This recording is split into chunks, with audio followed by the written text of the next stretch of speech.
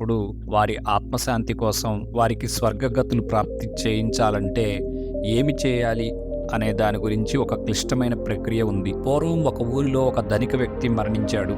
అతని కొడుకు తన తండ్రి స్వర్గానికి వెళ్ళడానికి ఏర్పాటు చేయడానికి ప్రయత్నం చేయసాగాడు. పట్టణంలో స్వర్గానికి పాసులు బుక్ చేసుకునే ట్రావెల్ ప్లానర్లు చాలా మంది ఉన్నారు. ఆ కొడుకు ఒక ట్రావెల్ ప్లానర్ నుండి మరొక ట్రావెల్ ప్లానర్ చుట్టూ తిరగడం ప్రారంభించాడు. అందరూ బుకింగ్ చేసుకోవడానికి సిద్ధంగా ఉన్నారు, కానీ ఎవరి వద్ద కన్ఫర్మ్ టికెట్ అయితే లేదు. అయితే అతనికి తన తండ్రికి స్వర్గానికి కన్ఫర్మ్ టికెట్ ఇచ్చేవారు అవసరం. ఆ రోజున గౌతమ బుద్ధుడు స్వయంగా ఈ ప్రాంతాన్ని సందర్శిస్తున్నాడని అతను తెలుసుకున్నాడు. బుద్ధుడి వంటి ప్రకాశించే వ్యక్తిత్వం కలవారికి హాట్ లైన్ లో దేవుని దగ్గరకు వెళ్ళవచ్చు అంటారు తోటివారు. బుద్ధుడు వ్యక్తిగతంగా మీ నాన్నకు మార్గాన్ని సూచిస్తే మీ నాన్న స్వర్గం ద్వారం దగ్గర ఆగిపోకుండా నేరుగా స్వర్గంలోకి వెళ్తాడు అని చాలా మంది నిశ్చయాత్మకంగా చెప్పారు. కాబట్టి కొడుకు బుద్ధుని వెతకటానికి వెళ్తాడు. గౌతముడు ఊరు బయట ఒక పెద్ద సరస్సు ముందు చెట్టు కింద కూర్చుని ఉంటాడు. ఆ ధనికుడి కొడుకు బుద్ధుని పాదాలపై పడి ముసలిలా బుద్ధుని పాదాలను గట్టిగా పట్టుకుని,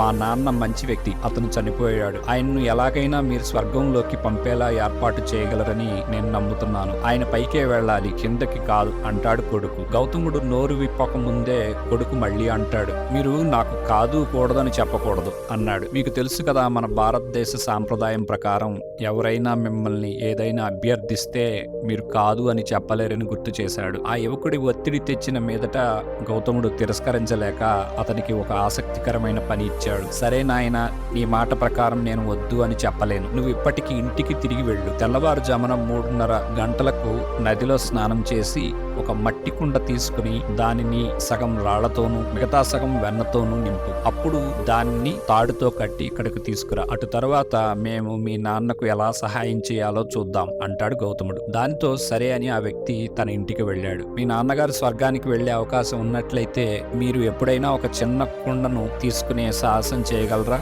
అతను పట్టణంలో దొరికే అతి పెద్ద కుండను కొనుగోలు చేశాడు. దానిలో సగం రాతితోనూ మరో సగం వెన్నతో నింపి దానిని తాడుతో కట్టాడు. అతను ఈ అత్యంత బరువైన కొండను చాలా ఇబ్బందులు పడుతూ గౌతముని వద్దకు తీసుకువచ్చాడు. గౌతముడు అతనితో ఈ బరువైన కొండతో సరస్సు చుట్టూ 3 సార్లు నడవమని చెప్పాడు. దీన్నే ప్రదక్షిణ అంటారు అన్నాడు బుద్ధుడు. దీని వెనక ఒక సైన్స్ కూడా ఉంది. ఆ వ్యక్తి ఈ బరువైన కొండతో సరస్సు చుట్టూ తిరిగాడు. గౌతముని ముందుకు వచ్చేసరికి సగం పూర్తయింది. గౌతముడు అతనికి ఇచ్చిన హామీని మరియు అతని పరిస్థితిని చూశాడు. గౌతముడు అతనితో, నీ ఛాతీ వరకు నీరు వచ్చే వరకు నీటిలోకి వెళ్ళు అంటాడు. అతడు అలాగే అని నీటి లోపలికి వెళతాడు. ఆ సమయంలో గౌతముడు మెల్లిగా కొండను లోపలికి వదలండి అన్నాడు. కొండ లోపలికి వెళ్లి మునిగిపోయింది.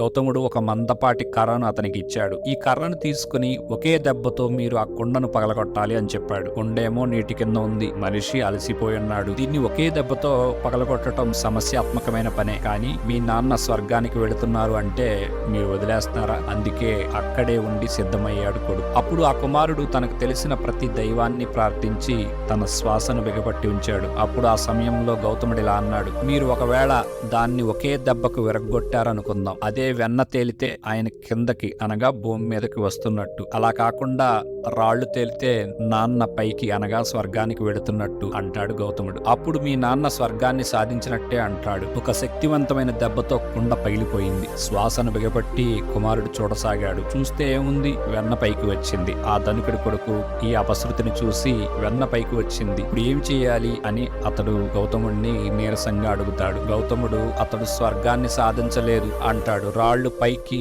రావలసి ఉండగా వెన్న పైకి వచ్చింది అంటాడు బుద్ధుడు. దాంతో కొడుకులో పూర్తి నిరుత్సాహం ఆవరించింది. నదిలో నుండి నిస్సహాయంగా అతను వెనక్కి తిరిగి బుద్ధుడి వద్దకు నడవడం ప్రారంభించాడు. అతను నీటి నుండి బయటకు రావడం ప్రారంభించినప్పుడు అతని మనస్సు బుద్ధి పనిచేయడం ప్రారంభించాయి. గౌతముడి వద్దకు వచ్చి, వెన్న మునిగిపోతుంది, రాళ్లు తేలతాయని మీరు చెప్పారు, అది ఎలా సాధ్యమవుతుంది? అసలు ప్రకృతి నియమాల ప్రకారం రాళ్లు మునిగిపోతాయి మరియు వెన్న తేలుతుంది, మీరు గాని నన్ను తప్పుదోవ పట్టించలేదు కదా అంటాడు గౌతమునితో ఆ యువకుడు. అప్పుడు గౌతముడు ఇలా అంటాడు, మంచిది, ఇప్పుడు మీకు ప్రకృతి నియమాల గురించి ఇంత గొప్ప జ్ఞానం తెలిసినప్పుడు సమస్య ఏముంది? మీ నాన్న వెన్నలా ఉంటే పైకి వెళతాడు, అతను రాయిలా ఉంటే అతను కిందకి పోతాడు. దానికి నేనేమి చేయగలను, నీవేమి చేయగలవు? ఇప్పటికే చాలా అలసిపోయారు, ఇంటికి వెళ్లి విశ్రాంతి తీసుకోండి అంటాడు గౌతముడు. ఈ విచిత్రమైన అనుభవంతో ఒక జీవిత పాఠాన్ని నేర్చుకున్నాడు ఆ యువకుడు. అతను జీవితం, మరణం మరియు దైవిక రహస్యాల గురించి ఆలోచిస్తూ మనిషి కర్మానుసారం స్వర్గ నరకాలు ప్రాప్తిస్తాయి అనుకుంటూ ఇంటికి వెళ్లి మంచి పనులకు ఉద్యుక్తుడవుతాడు. మీరు మరిన్ని జ్ఞాన సంపన్నమైన విషయాలు తెలుసుకోవాలనుకుంటే బుద్ధా థాట్స్ ఛానల్ని లైక్ చేయండి మరియు సబ్స్క్రైబ్ చేయండి. మరిన్ని స్ఫూర్తిదాయకమైన కథల కోసం నమో బుద్ధాయ అని కామెంట్ చేయడం మర్చిపోకు.